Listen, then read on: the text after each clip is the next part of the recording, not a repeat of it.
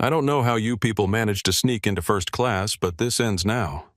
Flight attendant Vanessa Rodriguez sneered at the two black teenagers in seats 2A and 2B. She rolled her eyes dramatically for other passengers to see. These seats are for paying passengers only, not charity cases. 16-year-old Olivia Johnson looked up from her quantum physics textbook, momentarily confused. Her twin sister Amara paused mid-sip of her orange juice. Around them, other first-class passengers turned to watch the unfolding scene in the morning light of Pinnacle Airlines Flight 783 from Atlanta to Chicago. Vanessa's eyes swept over their designer luggage with obvious disdain. She pointed toward the back of the plane with an exaggerated gesture that made nearby passengers uncomfortable. "I don't know how you girls ended up here, but coach is that way." The twins exchanged glances. Olivia quietly reached for her boarding pass. Amara's hand moved toward her phone. Neither girl could have predicted that this moment would shut down an entire airline within hours. The cabin of the Boeing 737 gleamed in the 8:45 a.m. sunlight streaming through the windows. Business travelers in crisp suits settled into their premium seats, some already working on laptops, others enjoying pre-flight beverages. First class was nearly full, a mixture of corporate executives, a retired judge, and a diversity consultant heading to a conference in Chicago. Olivia and Amara Johnson sat side by side, a study in contrasts, despite being identical twins. Olivia wore her hair in neat braids, her posture perfect as she read advanced physics equations. Her NASA internship finalist pin gleamed on her tailored blazer. Amara, with her natural curls framing her face, had been scrolling through her tech development project before being interrupted. Her custom-designed sneakers peeked out beneath her designer jeans. Behind the galley curtain, junior flight attendant Sophia Martinez watched the scene with growing unease. At 26, she was still relatively new to Pinnacle Airlines, hired just 18 months ago. She'd noticed the pattern of extra verification certain passengers received, but had been warned by senior staff to follow established protocols when she questioned it during training. Vanessa Rodriguez stood over the twins, arms crossed over her Pinnacle Airlines uniform. Her stance was wide, performative, designed to draw attention. "Let me see your boarding passes," she demanded, voice raised unnecessarily. Olivia Johnson held up her boarding pass with steady hands. The first-class designation was clearly printed in bold letters. "Ma'am, here's my ticket. Seat 2A. Vanessa snatched the boarding pass, examining it like a detective studying evidence, her lips pursed in disbelief.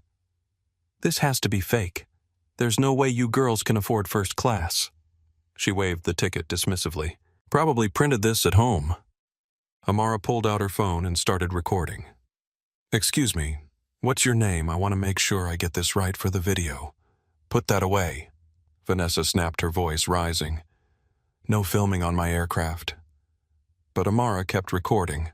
Her TikTok live stream was already active. The viewer count climbing slowly. 12, 23, 41 viewers watching in real time. A passenger in seat 3B, an older white businessman named Richard Taylor, glanced up from his newspaper with a frown. "Is there a problem here? Some of us are trying to relax before takeoff." The woman across the aisle, well-dressed in her 60s, narrowed her eyes at the scene. "Young ladies usually sit in economy," she murmured to her seatmate, just loud enough for others to hear. "Our father purchased these tickets 3 weeks ago," Olivia explained calmly. "You can verify them in your system." "I don't need to verify anything," Vanessa replied. "I can see there's been a mistake." Inside, Olivia's heart pounded.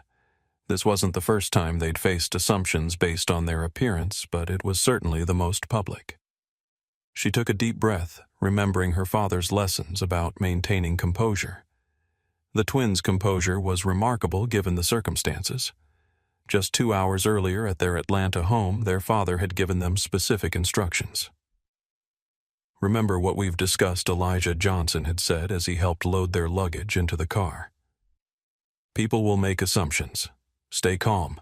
Document everything and call me if there's any trouble." Elijah Johnson wasn't just any concerned father.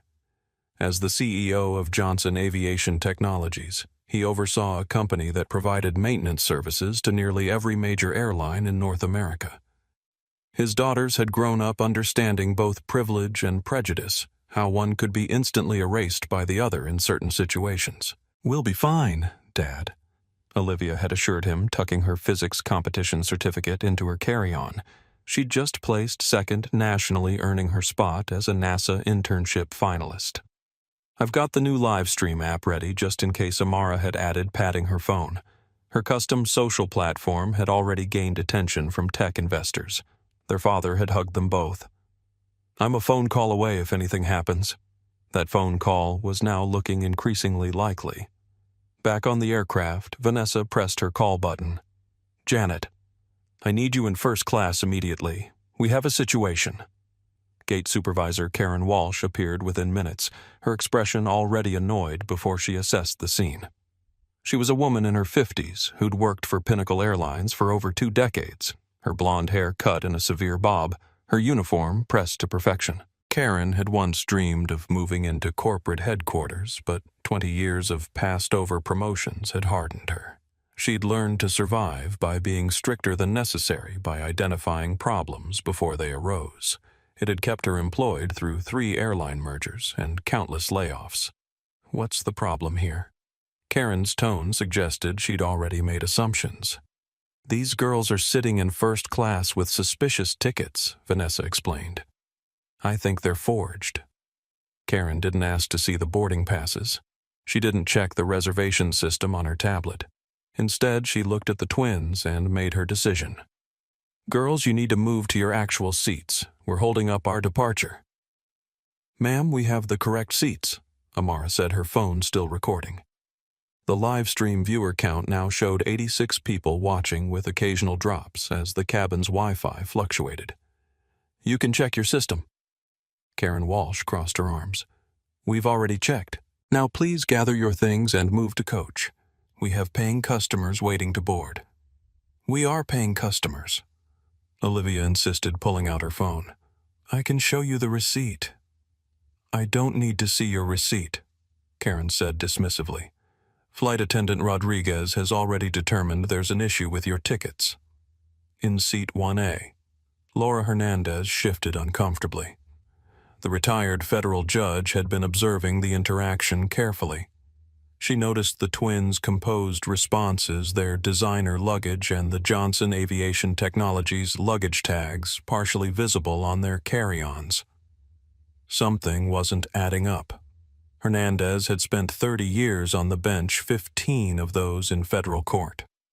She'd presided over numerous discrimination cases and recognized the pattern unfolding before her. As a Hispanic woman who had faced her own barriers, she felt a responsibility to observe carefully. Thomas Wilson, the diversity consultant in seat 4C, was now recording discreetly on his phone. With 20 years of experience documenting corporate bias incidents, he recognized what was happening immediately. Wilson had built his consulting firm from nothing after experiencing workplace discrimination himself.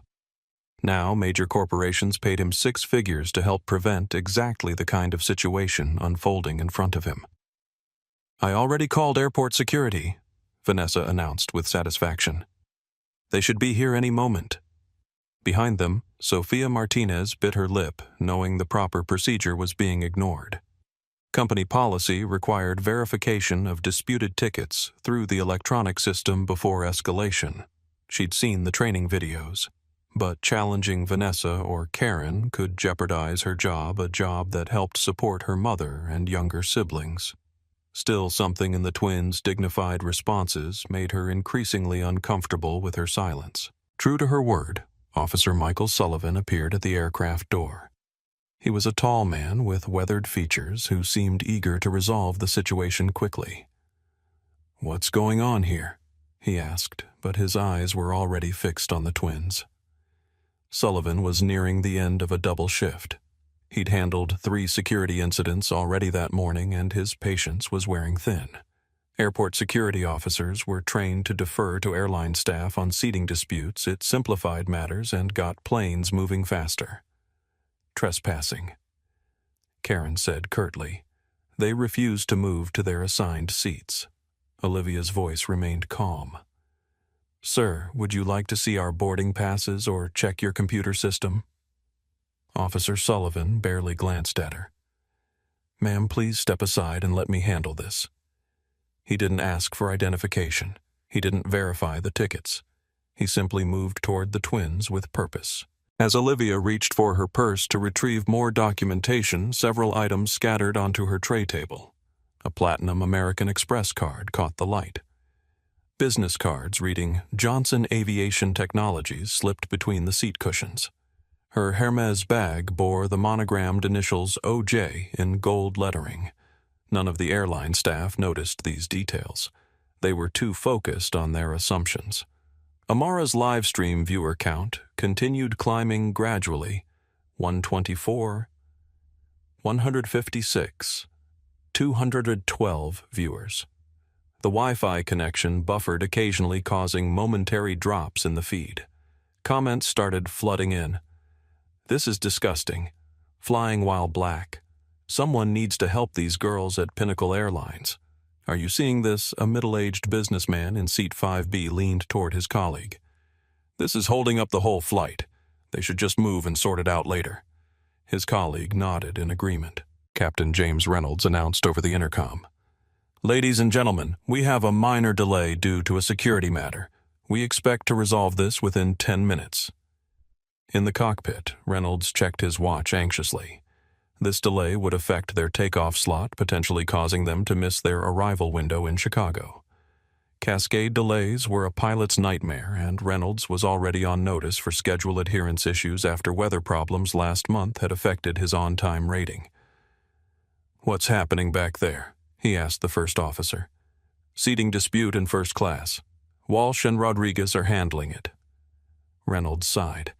He'd worked with both women for years and knew their reputation for being overzealous with certain passengers. 10 minutes. That's all the time Pinnacle Airlines had left before everything changed. In first class, tensions continued escalating.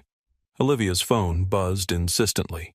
The caller ID showed Dad, but she declined the call. She declined it again when it immediately rang back. Is someone trying to reach you? Officer Sullivan noticed the persistent ringing. Just my father, Olivia said quietly. He worries when we travel. Well, he's going to have more to worry about soon, Vanessa muttered under her breath loud enough for nearby passengers to hear.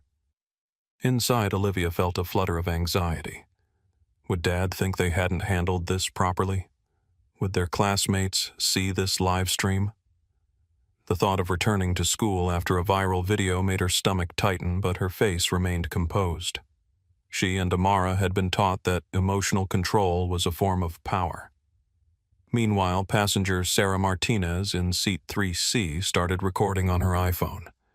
She posted to her Instagram story with 4,000 followers, watching racism happen in real time on Pinnacle Airlines Flight 7A3. This is disgusting.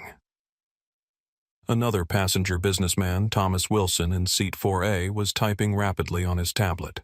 He managed a diversity consulting firm and recognized discrimination when he saw it.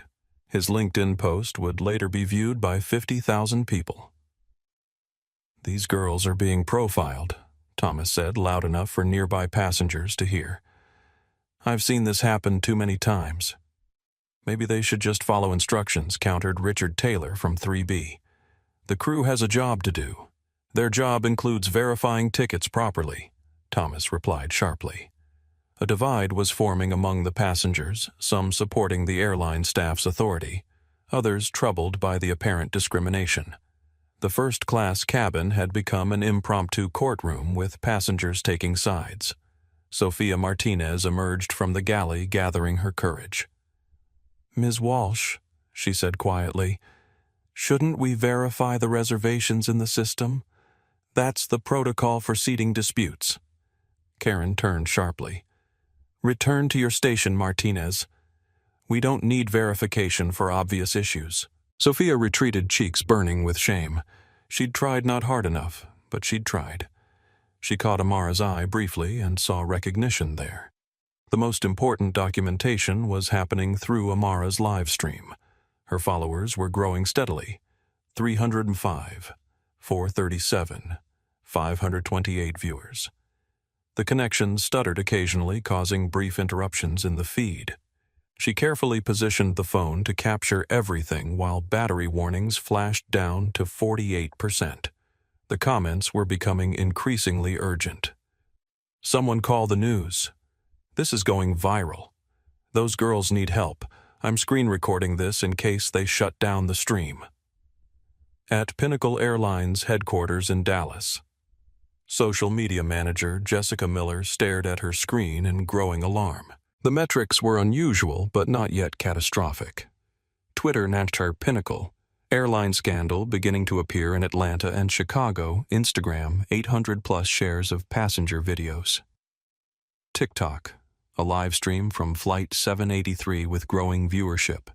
Reddit, a thread gaining traction on r/public freakout. Jessica was 32, ambitious and savvy about brand protection. She'd joined Pinnacle after a successful stint at a tech company, hoping to modernize the airline's digital presence. She'd also noticed the company's reactive approach to customer complaints, particularly those involving potential bias. "Sir, we have a situation developing," Jessica told her supervisor, marketing director, Brian Foster. "There's a live stream from Flight 783 showing what appears to be a seating dispute with 2 African-American teenagers in first class." Brian wiped his forehead. "Seating disputes happen every day. What makes this one concerning? The girls appear to be well-spoken, calm, and have valid tickets. Airport security is involved now. It's gaining traction across platforms." Brian frowned. "Monitor it, but let's not overreact. These things usually blow over when the passengers comply." Jessica hesitated. "The thing is, sir, they appear to be right. Our staff hasn't verified their tickets in the system. It looks discriminatory."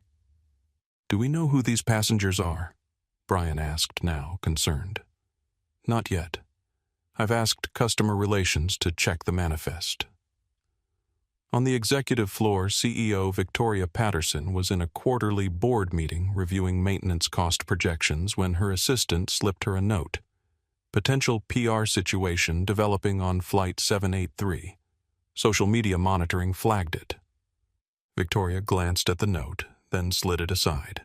With 27 years in aviation, she'd weathered countless situations. Most resolved themselves with minimal intervention. The board meeting continued uninterrupted for now. In the social media command center, Jessica Miller's team was analyzing viewer demographics. "There's something interesting about this stream," an analyst reported. "We're seeing unusual engagement from aviation industry professionals, legal experts, corporate trainers, journalists with verified accounts."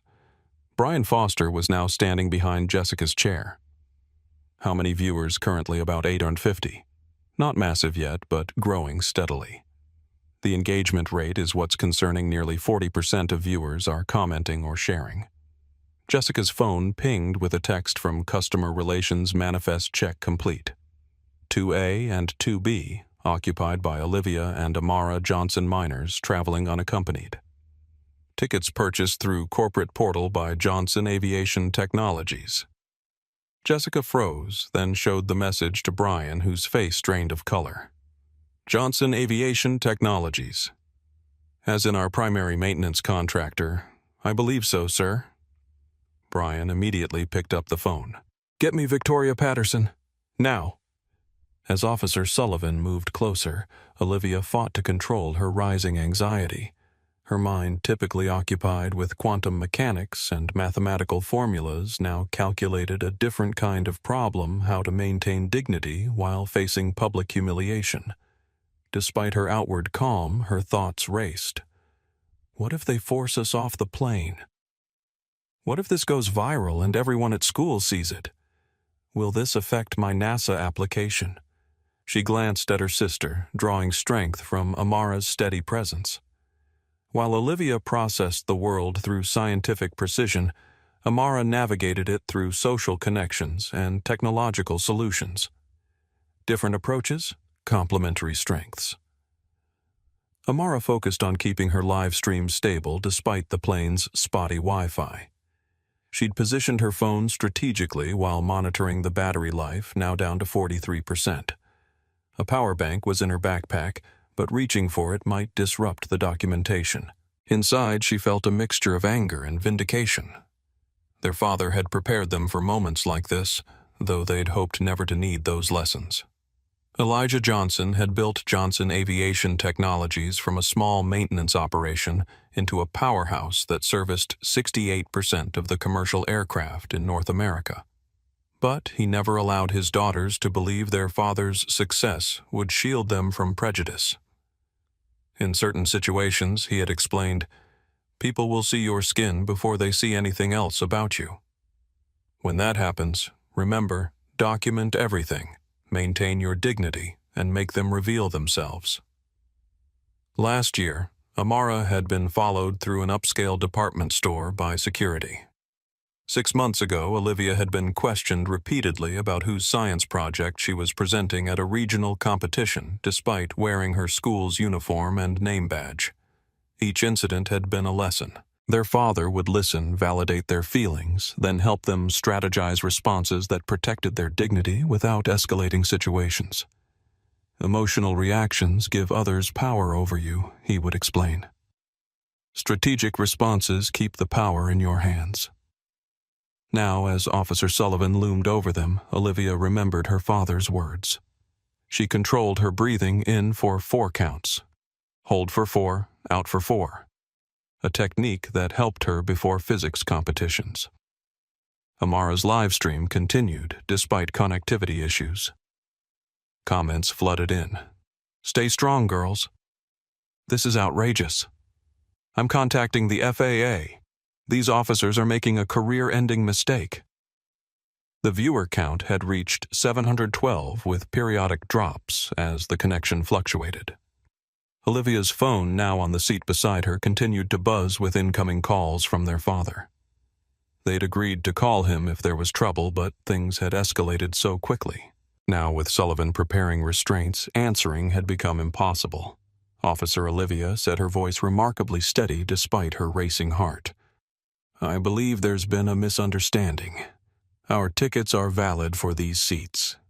Sullivan hardly seemed to hear her.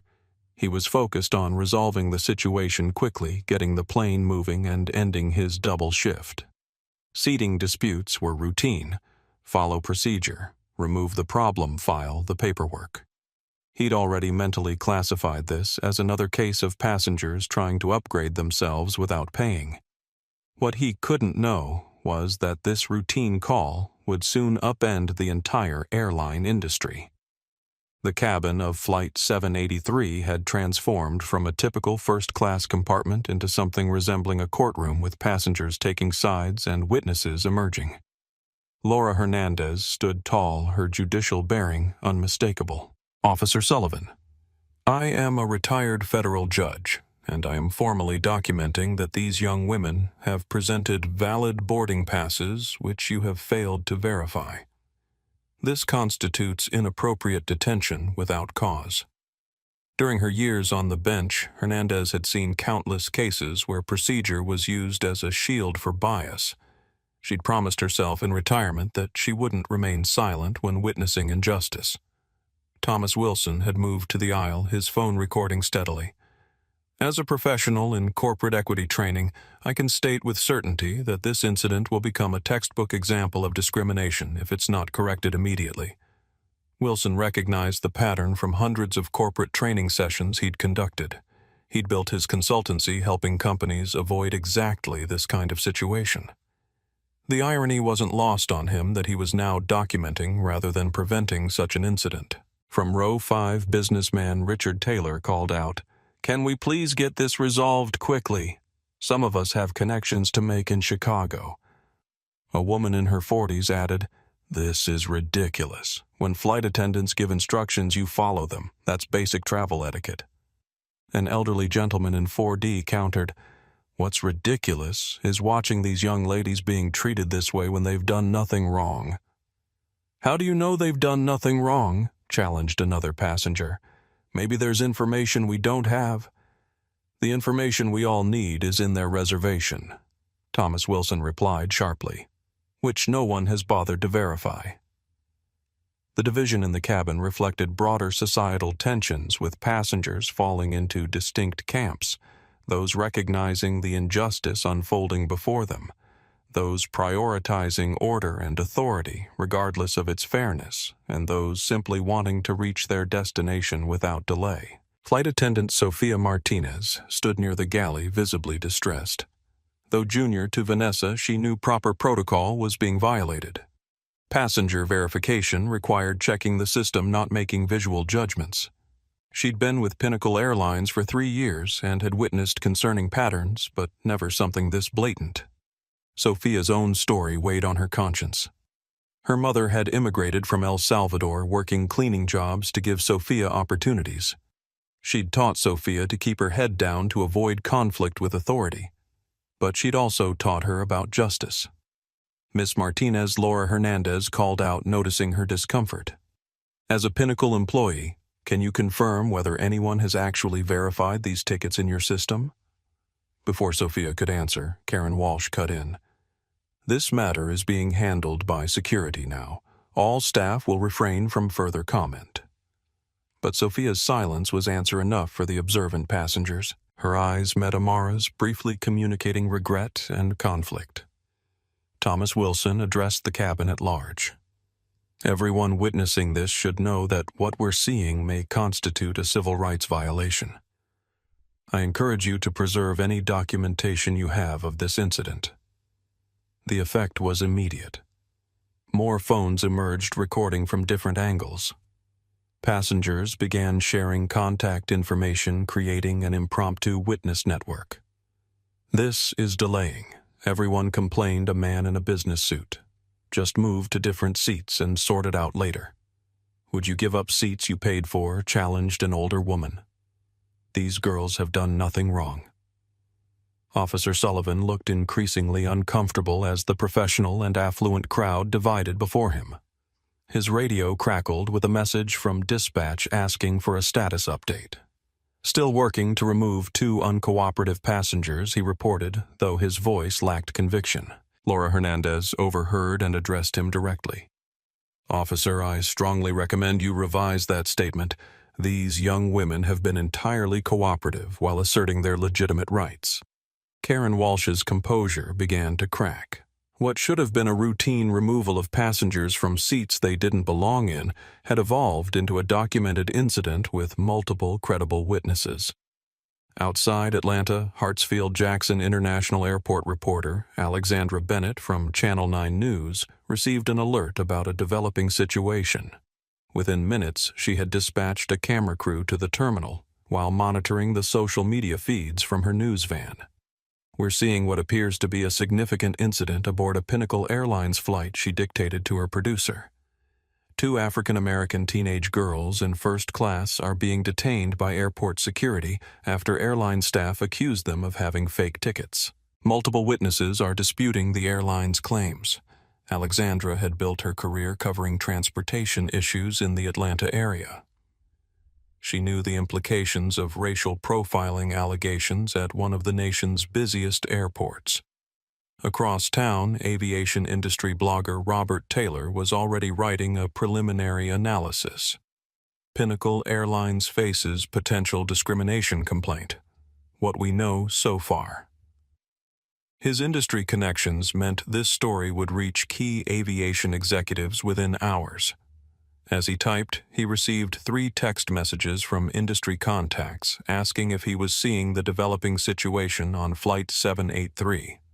At CNN headquarters, the social media monitoring team flagged the incident for the transportation desk. A producer began reaching out to Pinnacle Airlines for comment while preparing a potential segment for later broadcasts, not breaking news yet, but a situation to monitor. The Washington Post's transportation reporter had started gathering information for a possible story. Allegations of discrimination on Pinnacle Airlines flight. Investigation pending. Industry analysts were taking notice as well. Financial reporter Jamie Williams at Bloomberg observed unusual activity in Pinnacle's stock minor fluctuations that suggested insider awareness of a developing situation. She called their investor relations department, who placed her on hold. The NAACP regional office had been tagged in several social media posts about the incident. Their communications director began monitoring the situation and preparing a preliminary statement. All of this activity happened within minutes of Amara's livestream reaching 1,500 viewers, still modest by viral standards, but growing steadily and attracting attention from key stakeholders. Back at Pinnacle Airline's headquarters, the crisis had reached the executive suite. CEO Victoria Patterson ended her board meeting abruptly after receiving urgent messages from corporate communications. "I want a direct line to that aircraft immediately," she instructed as she strode toward the Emergency Operations Center. "Get me the captain, get me the gate manager, and someone tell me exactly what's happening on that flight." Her chief legal officer, Daniel Morrison, joined her. "We're running background checks now, but early reports suggest the passengers are the daughters of someone significant. The social media response is concerning." "Define concerning," Victoria demanded. Nearly 2,000 live viewers. Mentions from aviation industry accounts. Stock showing slight volatility. "The timing is particularly bad with the maintenance contract negotiations next week." Victoria's face hardened. "Nothing is unfixable if you move fast enough. Get me that captain now." In the operations center, staff scrambled to establish communications with Flight 783. The crisis management protocol activated public relations, preparing preliminary statements. Legal reviewing potential liability. Operations, calculating delay impacts. Customer service, preparing compensation packages. Social media, monitoring real-time response. This was no longer just a routine customer service issue. It had become a potential corporate crisis with significant financial and reputational implications.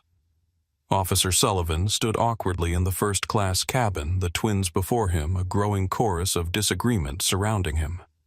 His radio crackled again. "Sullivan, what's your status? HQ is asking for updates on the Pinnacle situation." The mention of headquarters involvement was unusual. Typically, seating disputes were handled without upper management attention. Sullivan sensed the situation shifting beneath his feet. 2 subjects still in disputed seats, he reported. Working to resolve. Laura Hernandez stepped directly into his path. "Officer, I am formally notifying you that you are participating in what appears to be an unlawful detention. These young women have presented valid boarding passes for these exact seats. At no point has any airline representative actually verified their claim in the system." Sullivan felt trapped between protocols. Airport security procedures required him to support airline personnel in seating disputes, but his training also emphasized verification and de-escalation, neither of which had happened here. Thomas Wilson added, "I'm documenting this entire interaction for a corporate training program on bias incidents. Every person involved will be identified." Officer Sullivan's confidence wavered. In his 7 years with airport security, he'd removed dozens of unruly passengers, but none had generated this level of organized resistance from other passengers. None had been live-streamed to over 2,000 viewers, and none had featured such well-spoken, composed teenagers who seemed to understand their rights better than he did. Vanessa Rodriguez remained defiant, though her voice betrayed increasing uncertainty. "They're delaying an entire aircraft. They need to move or be removed." Karen Walsh's professional demeanor had crumbled completely. She kept glancing at her silent tablet, the very device that could have verified the tickets in seconds. 20 years of airline work had taught her to trust her instincts about passengers. But something about this situation felt increasingly wrong. Behind them, Sophia Martinez had begun quietly checking the passenger manifest on her handheld device. Company policy allowed any crew member to verify seating, though junior staff rarely contradicted senior decisions. Her fingers trembled slightly as she entered the flight information. The device confirmed exactly what the twins had claimed. Seats 2A and 2B were assigned to Olivia and Amara Johnson. First-class tickets purchased through a corporate portal 3 weeks earlier by Johnson Aviation Technologies. Sophia looked up conflict written across her features.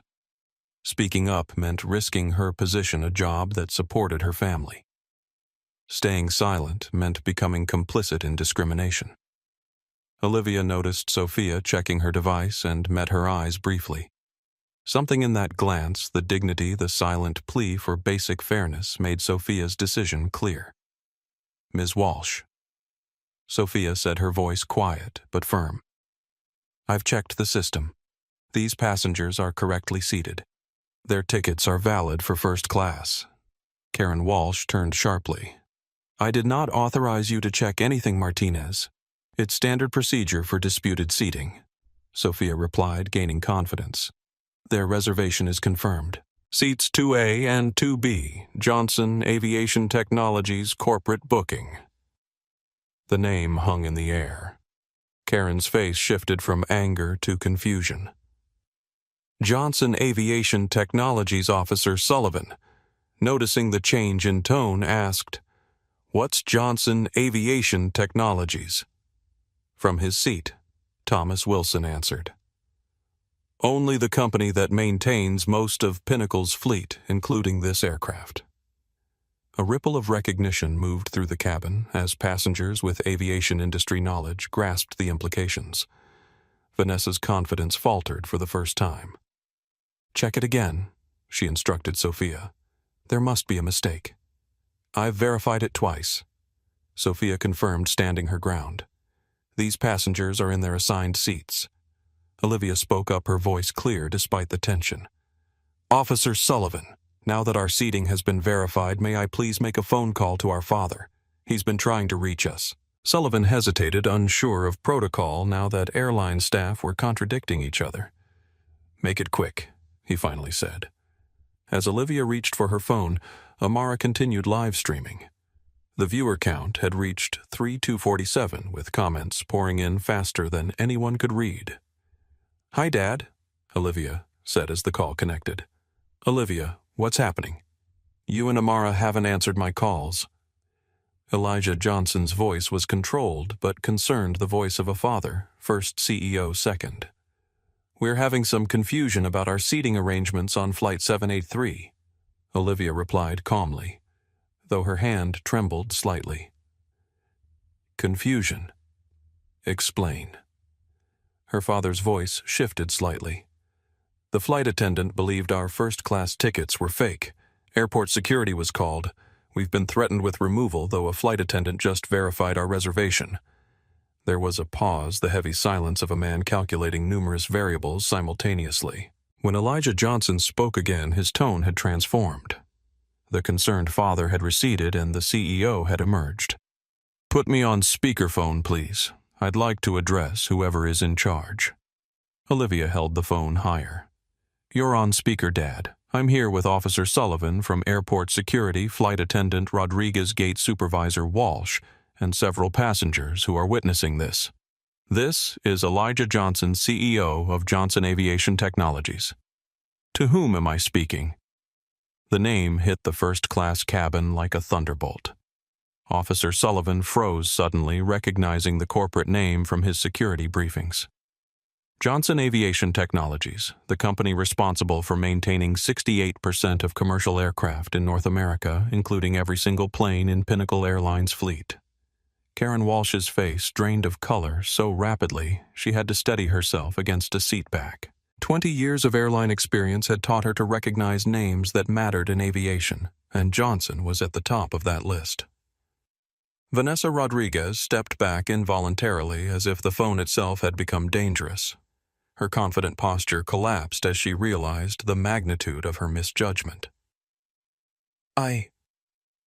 I'm Officer Michael Sullivan, Airport Security," Sullivan stammered, acutely aware of the career implications unfolding. "And I'm Karen Walsh, Gate Supervisor," Karen added, her voice barely audible. "I see, Elijah Johnson," replied his tone measured and precise. "Would someone please explain why my daughters were threatened with removal from their assigned seats?" Karen Walsh attempted to regain composure. sir. There was some confusion about their seating assignment. We were simply following protocol. Protocol. The word hung in the air. Ms. Walsh, my executive assistant, booked those tickets 3 weeks ago. First-class seats, 2A and 2B. Confirmation number PNL 7749J8. The purchase was $4,200 on our corporate American Express Black Card. Would you like the full transaction details? Amara's live stream had now reached 358 viewers, still modest by viral standards, but significant for an in-flight incident. The connectivity issues had stabilized as the plane remained at the gate. The comments section exploded with recognition. Johnson Aviation Technologies. Those are the CEO's daughters. This airline just committed corporate suicide. Someone's about to lose everything, Thomas Wilson whispered to Laura Hernandez. Johnson maintains Pinnacle's entire fleet. Laura nodded. I serve on a judicial advisory committee with Elijah. He's not just powerful, he's meticulous and principled. Richard Taylor, who had earlier complained about the delay, now sat silently understanding the business implications unfolding before him. As a corporate executive himself, he recognized the sound of a major contract about to be reconsidered. Sofia Martinez stood straighter, vindicated in her decision to verify the tickets. Her small act of courage had potentially saved her job, while others had jeopardized theirs. Ms. Walsh, Elijah Johnson continued, his voice now emanating from Olivia's phone with crystal clarity. Let me provide some context about Johnson Aviation Technologies' relationship with Pinnacle Airlines. Karen Walsh managed a weak "yes, sir" while frantically signaling Officer Sullivan to step back from the twins. We currently maintain 847 Pinnacle aircraft under our primary service contract. This represents 68% of your operational fleet. Our 12,000 certified technicians service your planes at 89 airports across North America. The numbers hit like financial bombs. Passengers who understood aviation began whispering urgently. Business travelers were pulling out phones to check stock prices. Our annual maintenance contract with Pinnacle is valued at $387 million, but that's just our standard services. Elijah paused, letting the weight of his words settle before continuing. Johnson Aviation Technologies also holds specialized contracts for avionics upgrades, emergency maintenance, and regulatory compliance. Combined value $847 million annually with Pinnacle alone. Vanessa Rodriguez was no longer smiling. The scattered business cards on Olivia's tray table suddenly made terrible sense. She had insulted the daughters of the man whose company kept every Pinnacle plane certified to fly. I should also mention that I serve on the Federal Aviation Administration's Safety Advisory Board. I chair the International Aviation Maintenance Standards Committee. Next week, I'm testifying before Congress about airline safety protocols and industry accountability standards. Officer Sullivan received urgent messages through his radio. Sullivan, stand down immediately. Repeat. Stand down. Corporate emergency protocols now in effect. The security officer stepped back, professional training overriding his confusion. He'd been taught to recognize when situations escalated beyond his authority, and this had clearly entered that territory. Laura Hernandez addressed the phone directly. Elijah, it's Laura Hernandez. I've witnessed the entire incident. Your daughters have conducted themselves with extraordinary dignity. They presented valid boarding passes repeatedly. At no point did airline staff actually verify their tickets in the system until Flight Attendant Martinez took the initiative. Thank you, Laura Elijah responded. I appreciate your testimony. Thomas Wilson spoke next. Mr. Johnson, Thomas Wilson, here founder of Wilson Diversity Consultants. I've documented the entire incident. The bias was evident from the first interaction. Your daughters did absolutely nothing wrong. Several other passengers voiced similar observations, creating a damning chorus of witness accounts.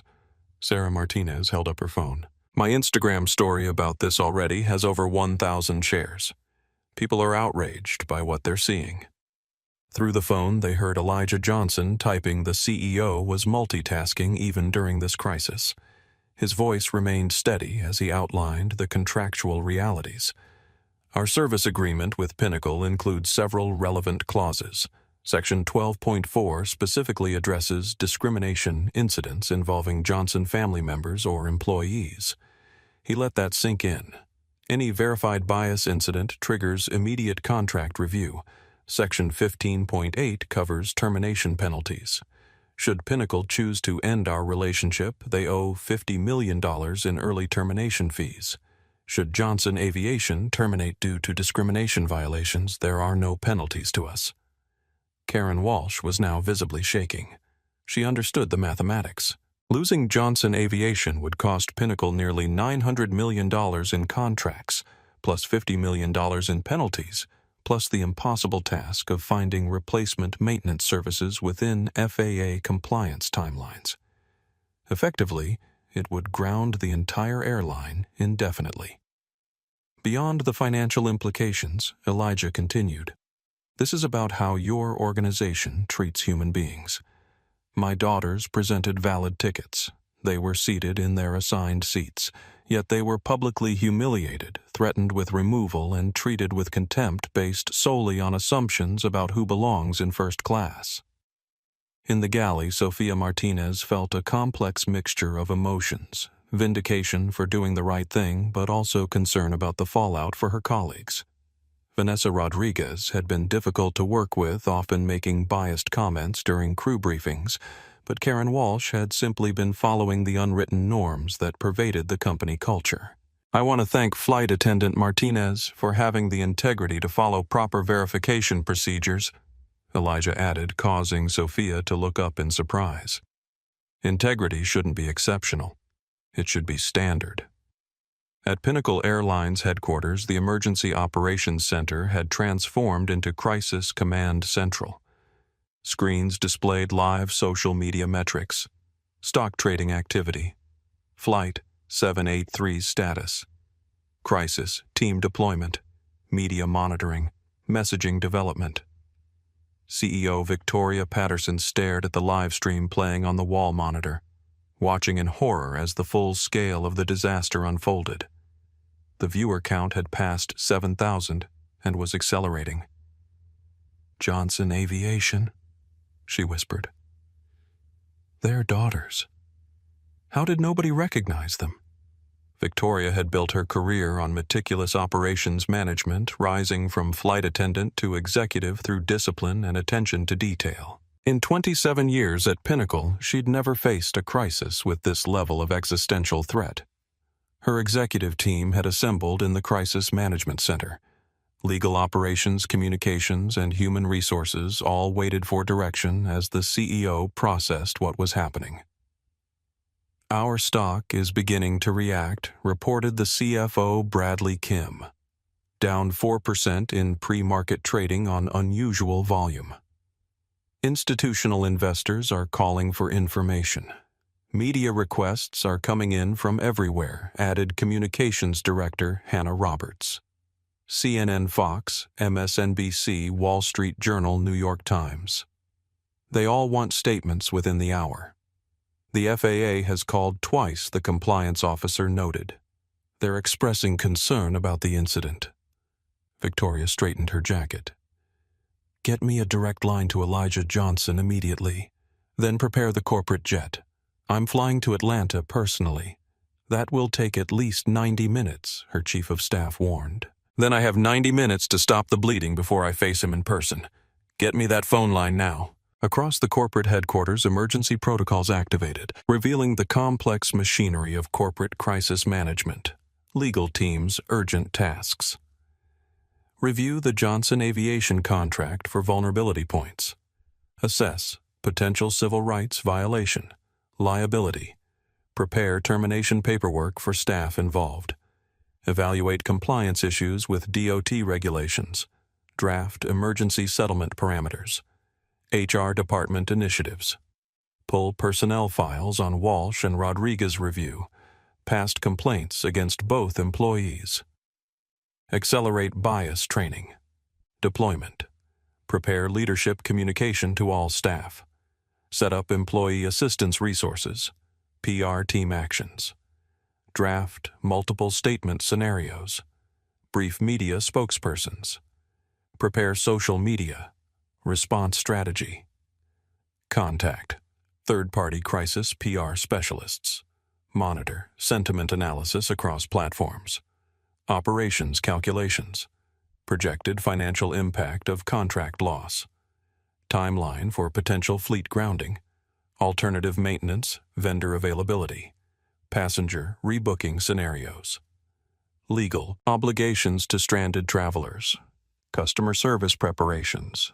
Compensation packages for flight. 783 passengers.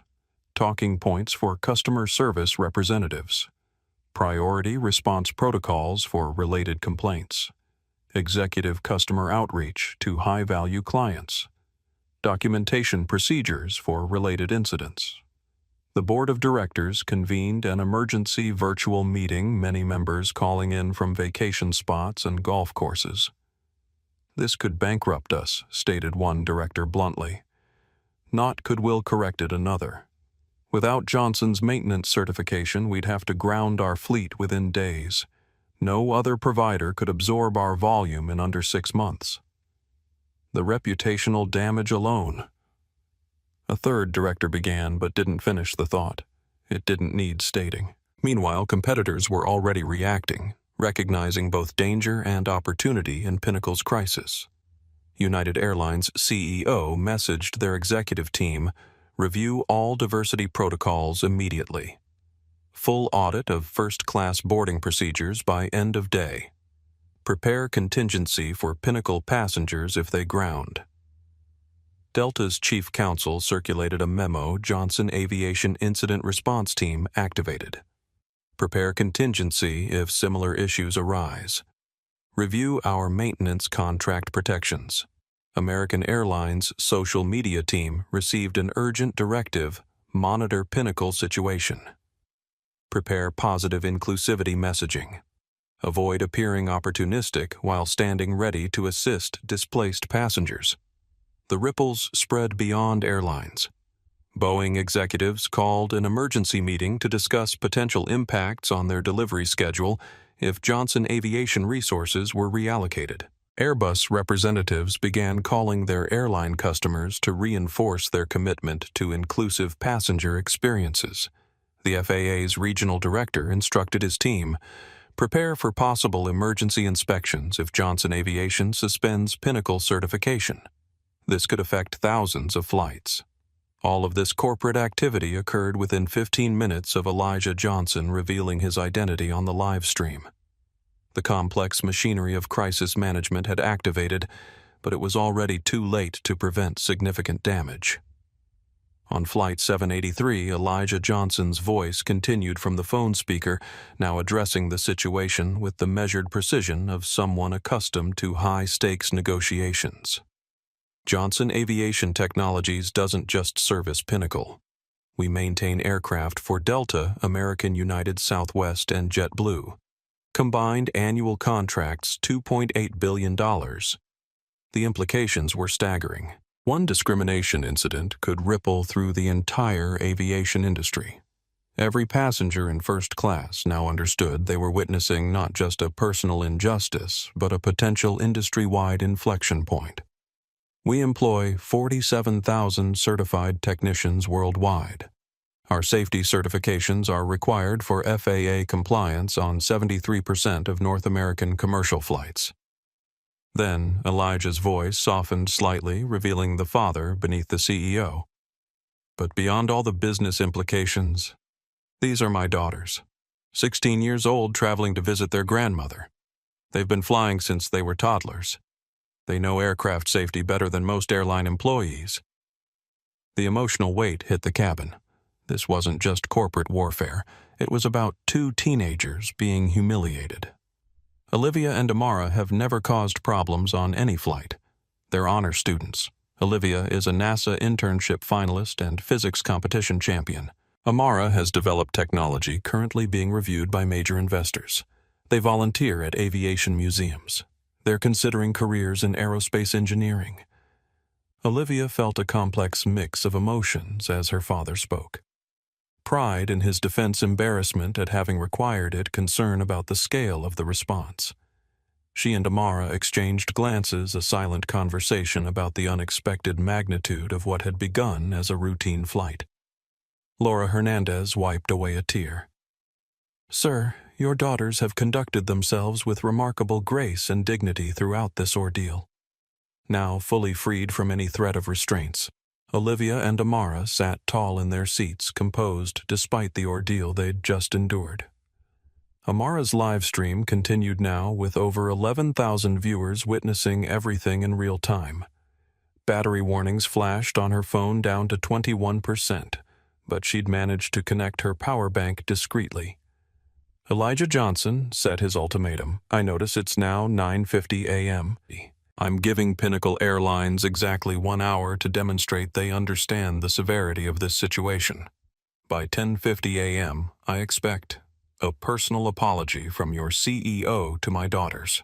Immediate termination of any staff involved in this discriminatory incident. A clear action plan for preventing similar incidents. Compensation for the emotional distress my daughters have experienced. A public statement acknowledging this failure and outlining corrective measures." The silence that followed was deafening. Officer Sullivan had retreated to the jet bridge, frantically explaining to his supervisor how he'd become entangled in a corporate crisis. Karen Walsh stood frozen, her career flashing before her eyes. Vanessa Rodriguez had disappeared into the rear galley, avoiding the accusing stares of passengers. "If these conditions aren't met," Elijah continued Johnson, "Aviation Technologies will immediately suspend all maintenance operations for Pinnacle Airlines pending a comprehensive review of our contract. This would effectively ground your entire fleet within 24 hours. The live stream comments exploded with corporate implications. "This is aviation history happening live. Pinnacle is finished. Watch their stock crater in 3, 2, 1. Biggest corporate leverage play I've ever seen." A financial analyst in seat 6B was already frantically texting his trading desk PNCL. Major contract risk, immediate sell recommendation, potential grounding event. Sophia Martinez stood in the aisle, her decision to speak up now validated beyond anything she could have imagined. Yet she felt no triumph, only a sobering awareness of how easily this injustice could have proceeded unchallenged had she remained silent. "Mr. Johnson," Sophia said, gathering her courage to speak directly to the CEO, "I want to apologize for not intervening sooner. What happened to your daughters was wrong. I should have verified their tickets immediately when the question arose." "Thank you, Ms. Martinez," Elijah responded. "Accountability begins with acknowledging errors. I appreciate your integrity." As the ultimatum settled over the cabin, passengers began to grasp that they were witnessing not just a customer service failure, but a pivotal moment that would be studied in business schools and corporate training programs for years to come. At exactly 10:05 a.m., 15 minutes after Elijah Johnson's ultimatum, Olivia's phone rang. The caller ID displayed Pinnacle Airlines Corporate. The first-class cabin, already tense with anticipation, fell completely silent as Olivia answered on speaker. "This is Olivia Johnson. Ms. Johnson, this is Victoria Patterson, CEO of Pinnacle Airlines. I'm calling to speak with you, your sister, and your father, if he's still on the line." Victoria Patterson sat in her office, surrounded by her crisis management team. In her 27 years at Pinnacle, she had risen from flight attendant to executive through discipline and strategic thinking. Now she faced the most consequential call of her career, one that would determine whether the airline survived the week. Olivia glanced at Amara, whose live stream now showed over 15,000 concurrent viewers. "My father is available." "One moment." A conference call was quickly established. Victoria Patterson's voice carried the weight of corporate accountability. "Mr. Johnson, I am calling to personally apologize for the unconscionable treatment your daughters received today on our aircraft. There is absolutely no excuse for what occurred. It represents a complete failure of our training, our culture, and our values." Every passenger in the cabin listened intently. This wasn't just an apology, it was a corporate capitulation happening in real time. I want to inform you that effective immediately, Flight Attendant Vanessa Rodriguez has been terminated from Pinnacle Airlines. Gate Supervisor Karen Walsh has been placed on administrative leave pending an investigation, though I anticipate that will result in termination as well. In the galley, Vanessa stood motionless, hearing her 23-year career end via speakerphone. Her mind raced through the implications: health insurance, mortgage payments, retirement benefits, all vanishing because of assumptions she'd made about two teenagers. Karen Walsh's face showed complex emotions: shock at the swift consequences, embarrassment at the public nature of her downfall, and dawning recognition of her own responsibility. Her decades-long career built on protecting the airline's premium cabins had collapsed in 15 minutes. We are implementing emergency bias training for all customer-facing staff effective today, Victoria continued. I've also directed our legal team to prepare compensation for the distress caused to Olivia and Amara. Victoria Patterson continued, her voice steady despite the extraordinary circumstances. Mr. Johnson, I'm currently en route to Atlanta on our corporate jet. I'll be landing in approximately 90 minutes and would welcome the opportunity to meet with you and your daughters in person to further discuss how Pinnacle can make this right. Elijah Johnson's response was measured. Ms. Patterson, I appreciate your prompt action. My daughters and I will consider meeting with you later today. In the meantime, I expect the remaining items on my list to be addressed. They will be, sir.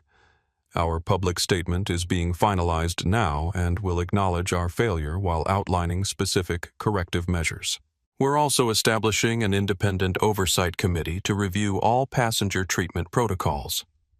The corporate surrender was complete and public witnessed by tens of thousands online and a plane full of influential passengers. Victoria Patterson addressed the twins directly. Olivia Amara, on behalf of everyone at Pinnacle Airlines, I offer my deepest apology. The treatment you received was inexcusable. No passenger, regardless of age, race, or any other factor, should ever experience what you endured today. Amara, still live streaming, responded with poise. We appreciate your apology, Ms. Patterson. We hope this leads to meaningful change for all passengers, Olivia added. Our concern extends beyond just our experience to ensure others don't face similar discrimination.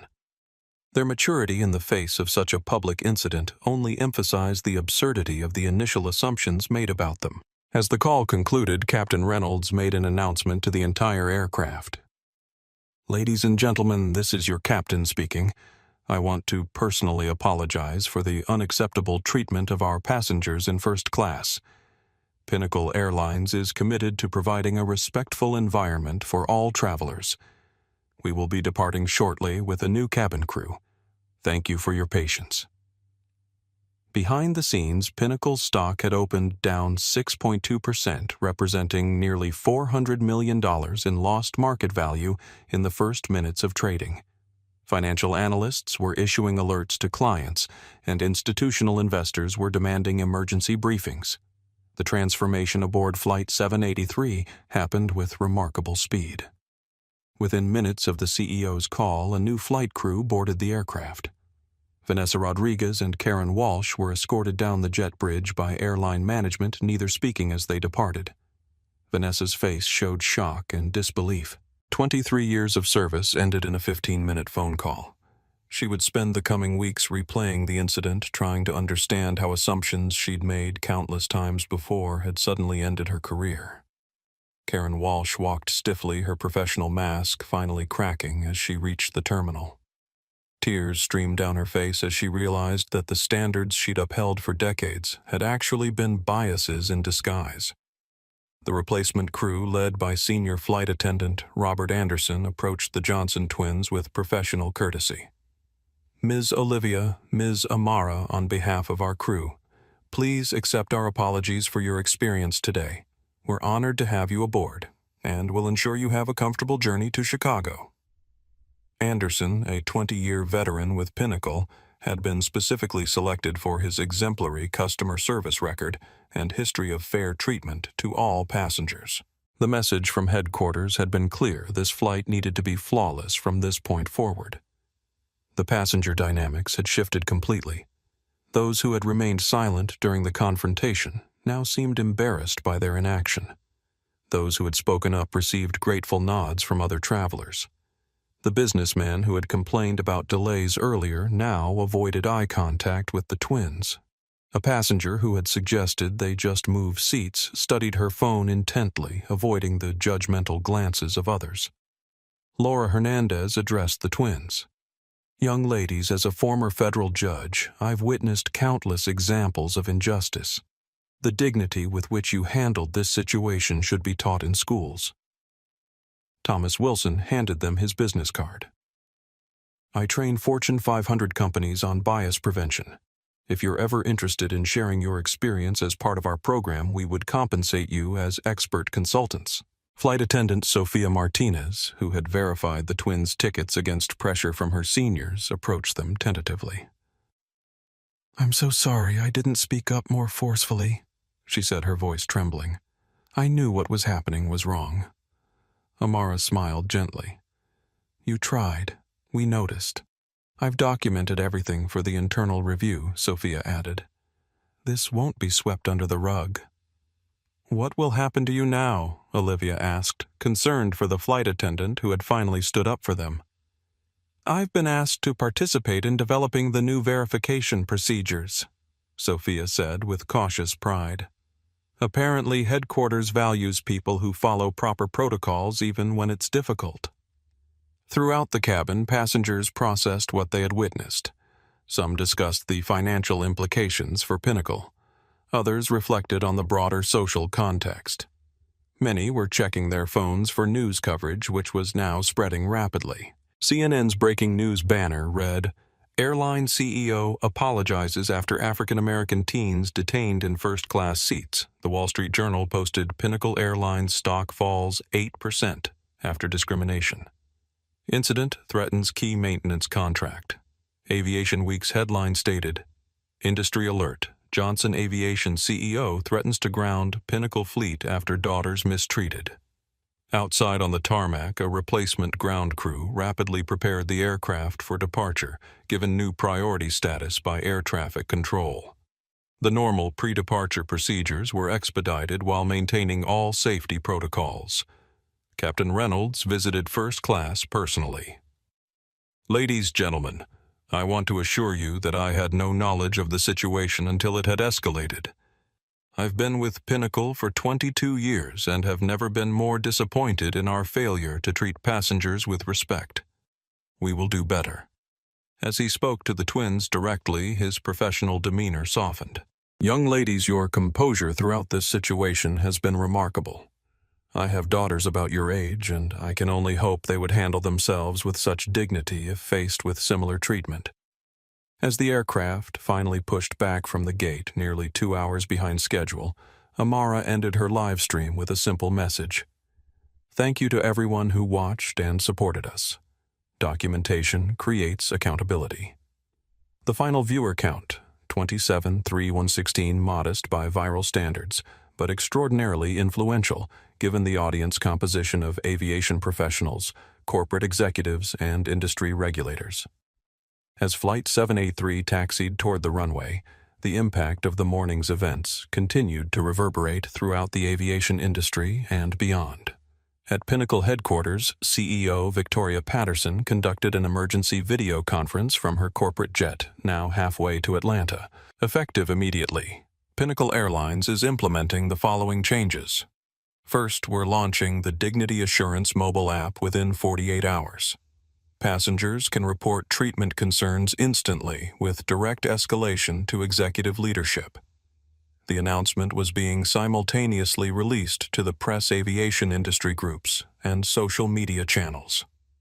Second, mandatory monthly bias training for all customer-facing employees. No exceptions. Failure to complete training results in immediate suspension. Third, the $10 million Johnson Pinnacle Diversity Scholarship Fund is being established today. Our legal team is drafting the paperwork now." As Victoria outlined these changes, Elijah Johnson watched from his office in Atlanta, monitoring both the corporate response and the broader industry reaction. "That fund will change lives, Ms. Patterson," he noted. "Make sure it reaches students who face the same barriers my daughters experienced today." "Absolutely," she replied. "We're partnering with historically black colleges and universities to identify recipients." While this conversation occurred, aviation industry executives were holding emergency meetings across the country.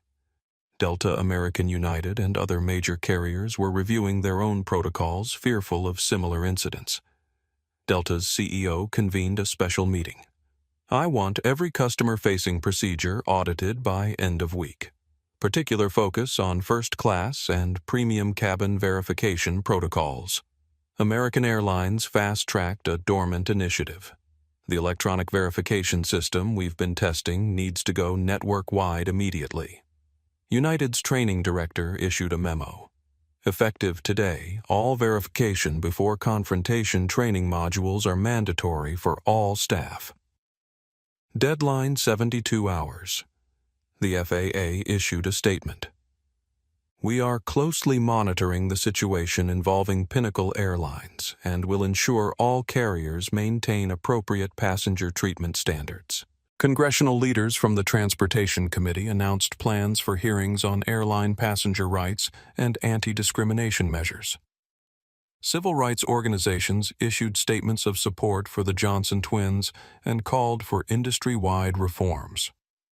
On social media, the hashtags #DignityInFlight and #JohnsonTwins were trending nationally. Thousands shared stories of their own experiences with discrimination while traveling. Pinnacle's competitors recognized both a crisis and an opportunity. JetBlue's CEO instructed their marketing team, "Prepare a campaign emphasizing our inclusive passenger experience. Respectful but clear contrast with Pinnacle's failure." On Wall Street, Pinnacle's stock continued declining now, down 10.5% and still falling. Trading volume had increased tenfold as institutional investors reassessed the company's risk profile.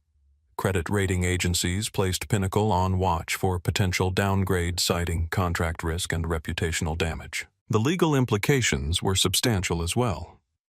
Civil rights attorneys were already contacting passengers from Flight 783 seeking witness statements. Class action specialists began exploring potential cases related to patterns of discriminatory treatment by Pinnacle. Meanwhile, the twins themselves were finally enjoying the first-class service they had paid for. As the aircraft reached cruising altitude, they received a text message from their father. "So proud of you both. You handled an impossible situation with grace and strength. Grandma can't wait to see you. Love, Dad." Amara showed the message to Olivia, who smiled. "Think he'll ever let us fly alone again after this?" "Are you kidding?" Amara laughed. "We just rewrote airline policy from seats 2A and 2B. I think we can handle ourselves." As they sipped their orange juice, now served with proper first-class courtesy, Olivia reflected on the morning's events. "We're going to be all over social media when we land," probably Amara agreed. "But that's not necessarily bad. Think of how many people might see themselves in us. Maybe next time someone faces discrimination, they'll remember what documentation accomplished today." As Flight 783 approached Chicago, Olivia and Amara Johnson sat quietly in their first-class seats, finally able to process the morning's events. The adrenaline was wearing off, leaving room for reflection. "Did you ever think Dad's lessons would be tested like this?" Olivia asked softly. Amara shook her head. "Not at 16. Maybe in a corporate boardroom someday, but not on a routine flight to visit Grandma." Their father had taught them from an early age about navigating spaces where they might be underestimated or unwelcome. As the son of a janitor who had built Johnson Aviation Technologies from nothing, Elijah Johnson understood both achievement and prejudice intimately. "Dignity can't be taken, only surrendered," he would tell them. It had become a family motto, repeated so often it was almost a prayer. I was scared, Olivia admitted in a whisper, finally allowing her composed facade to slip now that they were safely airborne. When Officer Sullivan was preparing those restraints, I kept thinking about how everyone at school would see the video. Me too, Amara confessed. I kept wondering if the NASA selection committee would see it, or if this would affect your application. It's one thing to know discrimination exists in theory, Olivia continued. It's another to experience it so publicly. And yet, you never showed it, Amara said, squeezing her sister's hand. You kept your voice steady the whole time. So did you? Olivia smiled. Dad would say we turned their power against them. By refusing to react emotionally, by forcing them to reveal themselves while we maintained our dignity. Laura Hernandez approached from her seat. Young ladies, I hope you don't mind my saying this has been one of the most profound experiences of my judicial career. Watching you maintain your composure in the face of such treatment was extraordinary. Thank you, Your Honor, Olivia replied. Our father prepared us well. I'd like to offer both of you an opportunity. The judge continued. I mentor promising young people interested in law. Based on what I witnessed today, you both have remarkable potential. My card. She handed each twin her contact information. The legal profession needs voices like yours. Thank you, Amara said, genuinely touched. I'm more interested in technology, but Olivia's been considering law alongside physics. The two fields are more compatible than you might think. Hernandez smiled. Both seek underlying patterns and fundamental truths. Thomas Wilson joined the conversation. The corporate world needs voices like yours as well. The way you documented everything while maintaining your dignity, that's a masterclass in strategic response. Wilson had spent decades helping corporations understand bias, often struggling to find examples that executives could relate to. Would you consider allowing me to use today's incident, anonymized of course, in my corporate training materials? The twins exchanged glances. We'd need to discuss it with our father. Olivia answered, but if it helps prevent similar incidents, we'd be interested. Sophia Martinez brought fresh orange juice for the twins. We're beginning our descent soon. Is there anything else I can get you?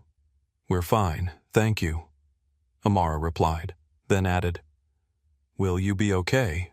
After everything that happened, Sophia seemed surprised by their concern for her well-being. Yes. In fact, the Chicago-based director has already contacted me about participating in the new training program. Your experience might help change how we operate. I hope so, Olivia said. It shouldn't take a CEO father for people to be treated with respect.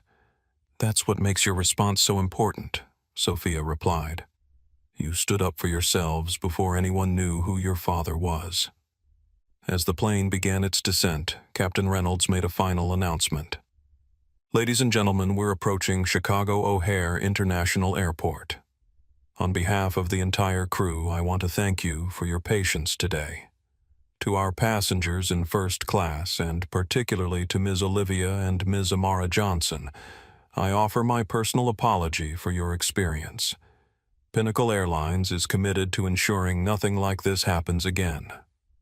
The twins exchanged glances. Their father's voice echoed in their minds. It's not about winning the moment. It's about changing what comes after. When the aircraft touched down in Chicago, something unexpected happened. As passengers prepared to deplane, they began to applaud not for the flight crew or the landing, but for the two teenagers who had transformed an act of discrimination into a catalyst for change. Olivia felt tears threatening for the first time that day, not from the humiliation earlier, but from this spontaneous recognition of their dignity. She squeezed Amara's hand under the armrest. Dad always said our response to injustice defines us more than the injustice itself, Olivia whispered. Amara smiled, finally allowing herself to feel the weight of their victory. I think we responded pretty well. As they gathered their belongings, Olivia's phone chimed with a text from their father. grandmas waiting at arrivals. CNN just called for an interview. Your choice whether to accept. Either way, I'm proud beyond words. You didn't just stand your ground, you changed the ground itself. The twins stepped off the aircraft into a future they had reshaped not just for themselves but for countless travelers who would never know their names, but would benefit from the dignity standards they had enforced at 30,000 feet. 1 week after Flight 783, the ripple effects continued to spread throughout the aviation industry and beyond. Pinnacle Airlines stock had stabilized at 15% below its pre-incident value, representing nearly $950 million in lost market capitalization. Wall Street analysts had downgraded the company from buy to hold, citing significant reputational damage and operational uncertainty. In a press conference that garnered national attention, CEO Victoria Patterson stood before a room full of journalists, shareholders, and industry observers. Behind her, a screen displayed the new company tagline, "Dignity in Flight." For everyone. Last week, Pinnacle Airlines failed in our most basic obligation, treating all passengers with respect and dignity, she began. The discriminatory treatment of Olivia and Amara Johnson revealed fundamental flaws in our culture and training. Today, I'm announcing comprehensive changes to address these failures. The cameras flashed as she outlined the Johnson Protocol, a set of passenger dignity standards being implemented across all Pinnacle operations. Mandatory bias recognition training for all 24,000 employees. A new dispute resolution process requiring system verification before any passenger confrontation. Real-time reporting tools allowing passengers to document concerns. Independent oversight committee led by civil rights experts. Revised hiring practices, emphasizing inclusivity and respect. Meanwhile, in Washington, D.C., congressional leaders announced hearings on airline passenger rights. Both Olivia and Amara had been invited to testify about their experience. These young women demonstrated extraordinary poise under pressure, said Congresswoman Eleanor Williams. Their testimony will help shape legislation ensuring all travelers are treated with dignity. The incident had sparked a national conversation about documentation as protection against discrimination. Downloads of Amara's live streaming app had increased by 300%, and dozens of similar encounters were now being captured and shared daily across various industries. Former Pinnacle employees began coming forward with their own stories. 3 former flight attendants revealed they had been reprimanded for questioning discriminatory practices similar to those experienced by the Johnson twins. There was an unwritten policy, one whistleblower told the Washington Post. Certain passengers were flagged for additional verification based solely on appearance. Those who spoke up were labeled troublemakers.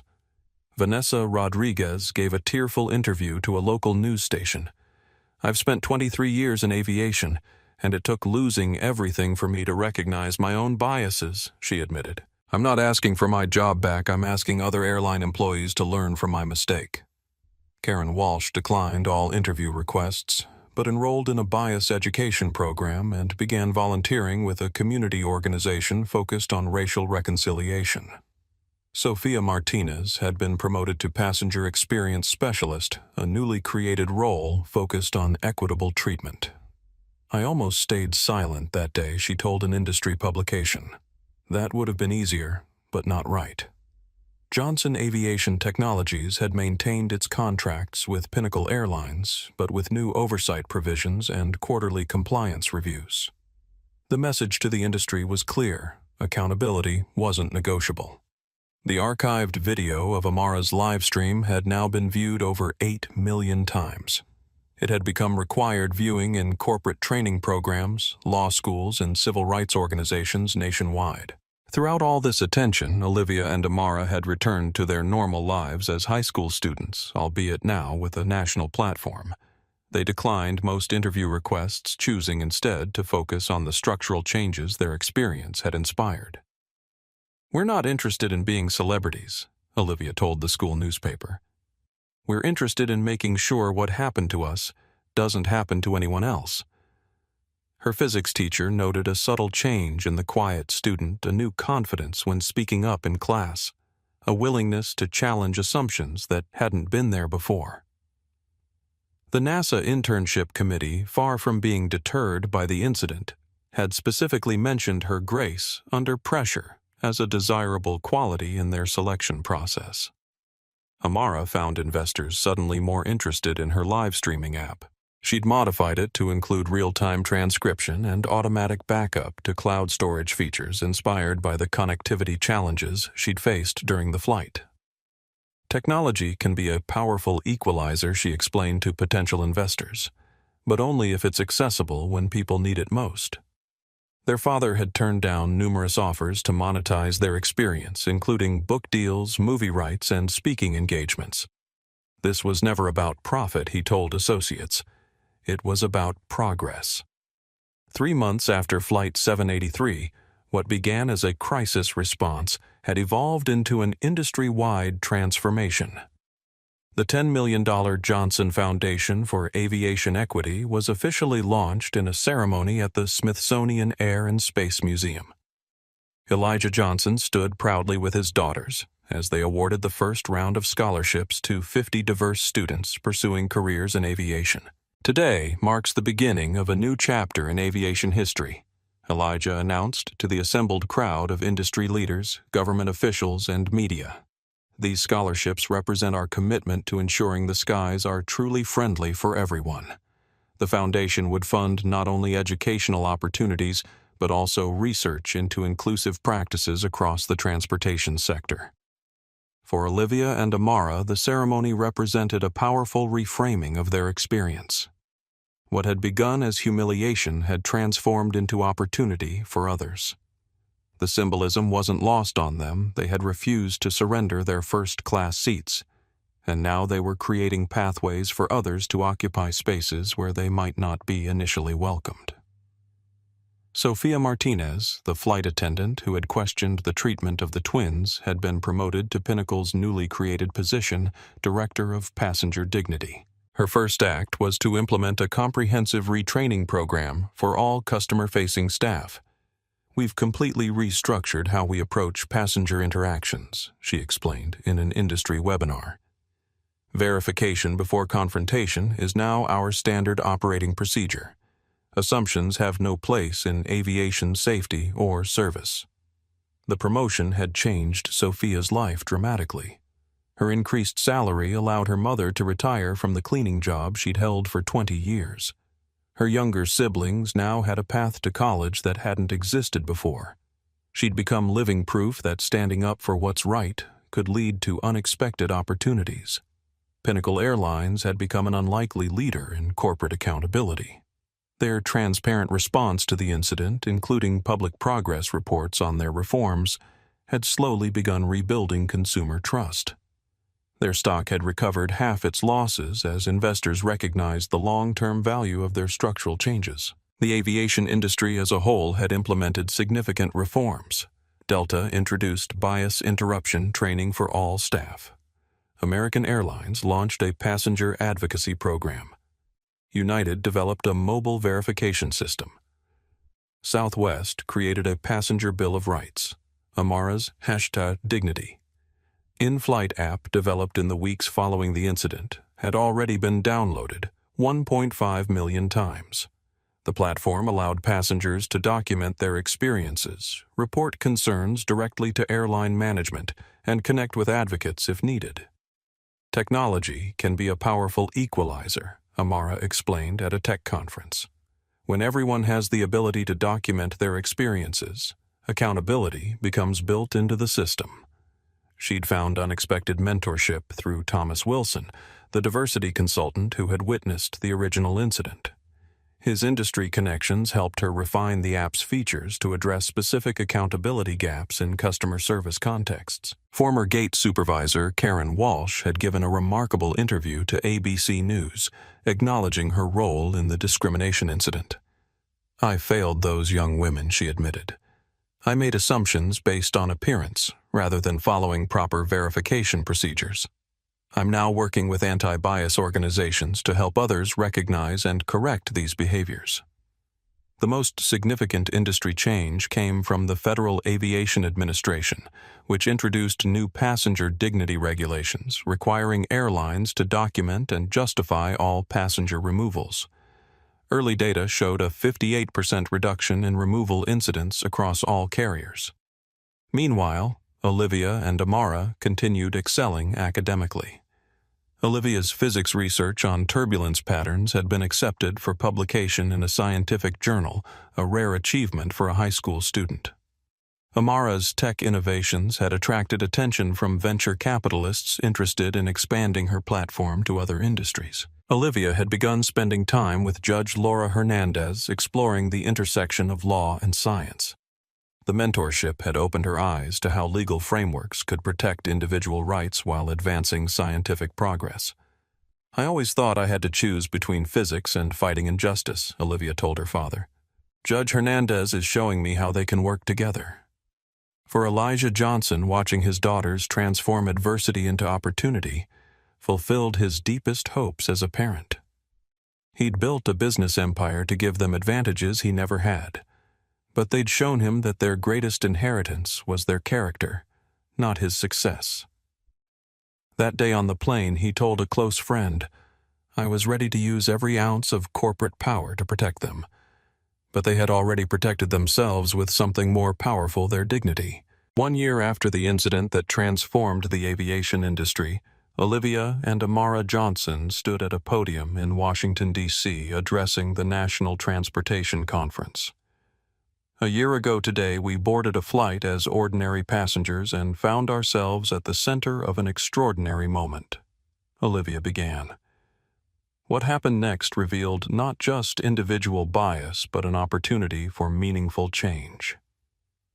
The twins, now 17 and preparing for college, MIT for Olivia, Stanford for Amara, had become respected voices in conversations about corporate accountability and consumer rights. Amara continued. "The changes we've witnessed across the aviation industry prove an important truth.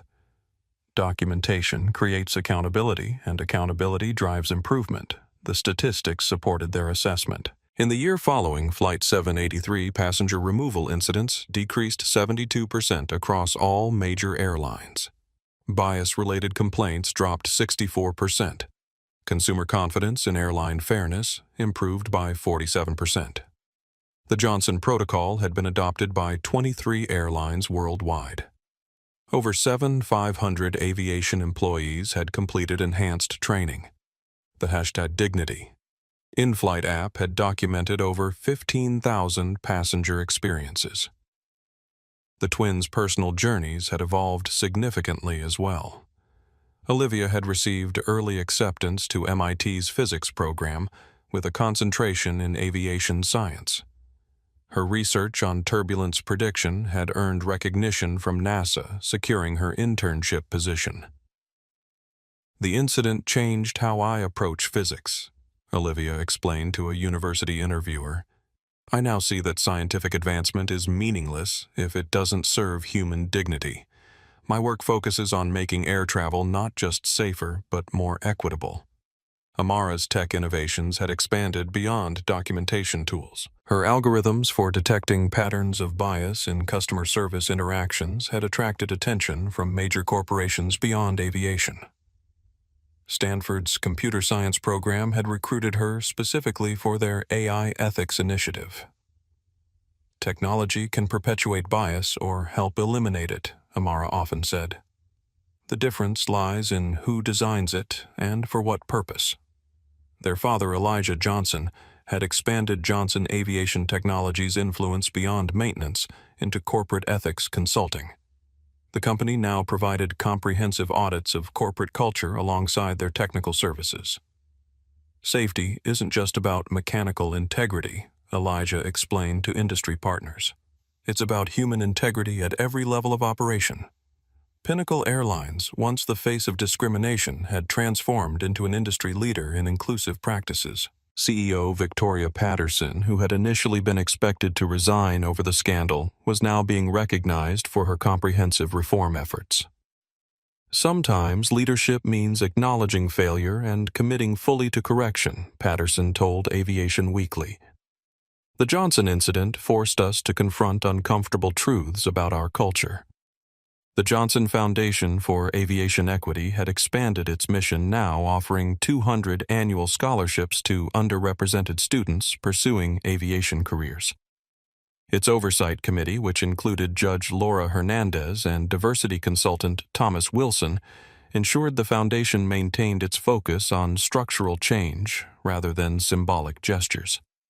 Sophia Martinez, now a senior director at Pinnacle, had developed an industry-leading training program on verification before confrontation protocols. Her personal experience as a whistleblower had shaped her approach to encouraging ethical decision-making among frontline staff.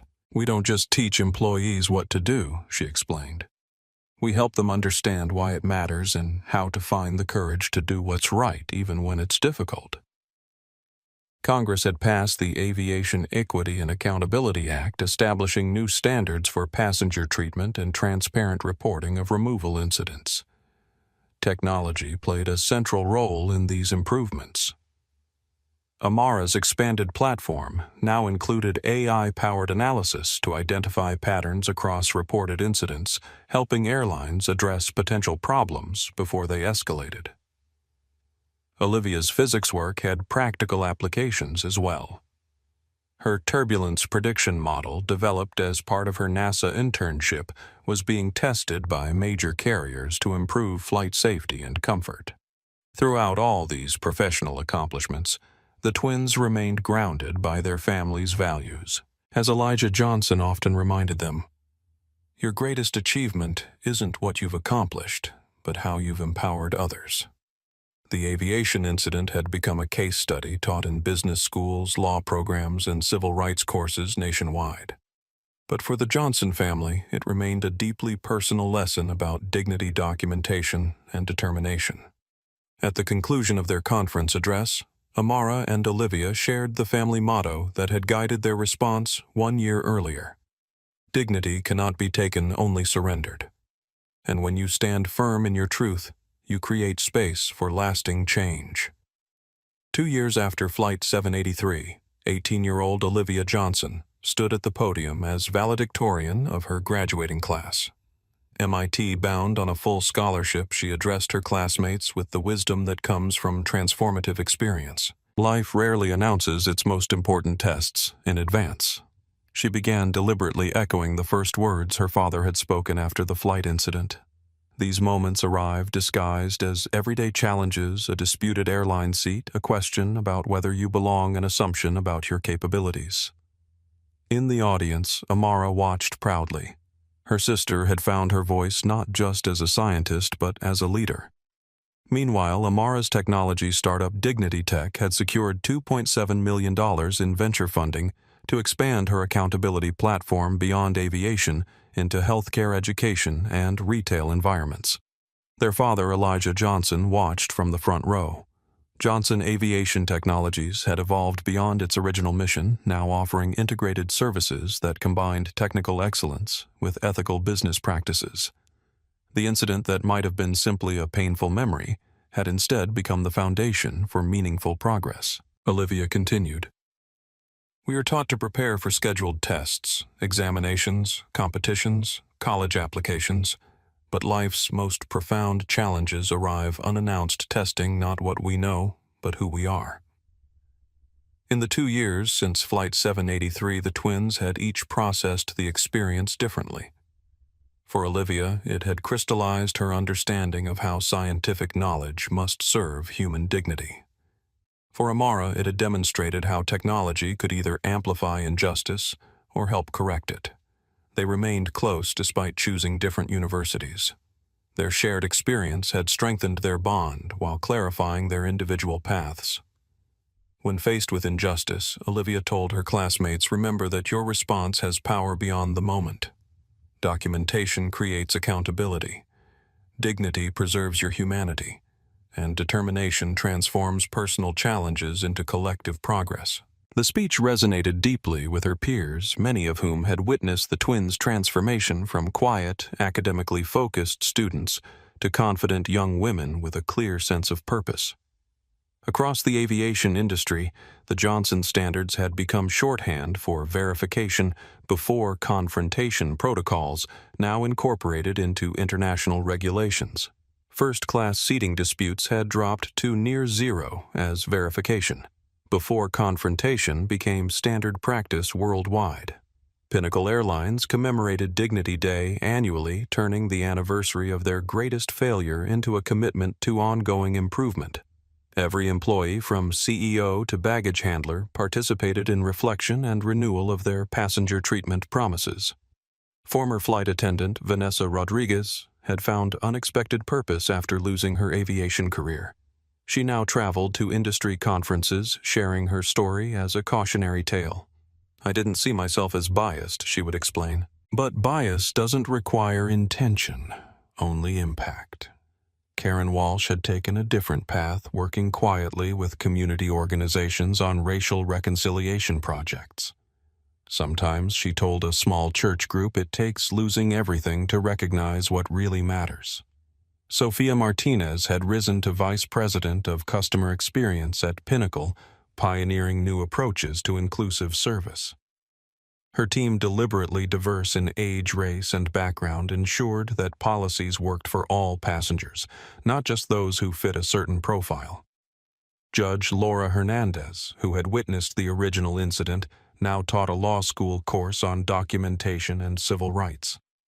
The Johnson effect, as she called it, demonstrated how strategic documentation could transform individual discrimination into structural progress. As Olivia concluded her valedictorian speech, she shared the lesson that had guided their response that fateful morning. When challenged, remember, your calm composure is more powerful than reactive anger, your strategic documentation more effective than emotional arguments, and your determined persistence more transformative than momentary protest. The sustained applause wasn't just for an exceptional student. It was recognition of how two teenagers had turned a moment of bias into a movement for better treatment of all travelers. The impact reached far beyond statistics. The live stream had been viewed over 15 million times. The Johnson Protocol had been adopted by 127 companies across multiple industries. The Scholarship Foundation had supported 250 students pursuing aviation careers. And most importantly, thousands of passengers now traveled with greater dignity because two young women had refused to surrender theirs. As they celebrated afterward, Amara hugged her sister. "Remember when we were just two physics and tech nerds heading to visit Grandma Olivia?" laughed. "Now look at us changing the world from seats 2A and 2B. Their journey had come full circle from being questioned about whether they belonged in first class to helping create a world where everyone was treated with first-class dignity. If this story inspired you, please hit that like button and subscribe to our channel for more powerful stories about dignity, courage, and transformation. Share this video with someone who needs to hear that their voice matters and that documentation creates accountability. Remember, change begins when we refuse to surrender our dignity. Leave a comment below sharing your own experiences or how you plan to stand firm in your truth. Together, we can create a world where everyone receives first-class respect.